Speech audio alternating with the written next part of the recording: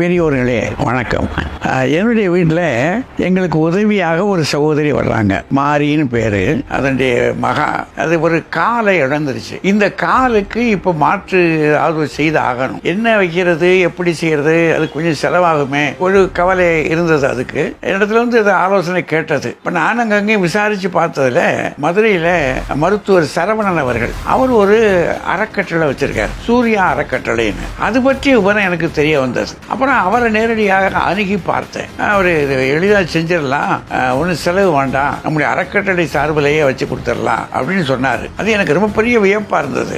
ஏன்னா இது பெரும் செலவு. இது இந்த செலவை அந்த அறக்கட்டளை ஏற்றுக்கொண்டு இலவசமாக செஞ்சு கொடுத்துருக்காங்க. அவங்க இந்த மாதிரி பல காரியங்கள் பண்றாங்கன்றத அப்புறம் அங்க போன ஒரு படம் தெரிஞ்சுக்கிட்டேன். இப்படி மாற்றுத்திறனாளிகளுக்கு கை இழந்தவர்களுக்கு கை, கால் இழந்தவர்களுக்கு காலு, அந்த மாதிரி ஒரு சில உதவிகள், படிக்கிற பிள்ளைகளுக்கு படிப்புக்கு உதவி.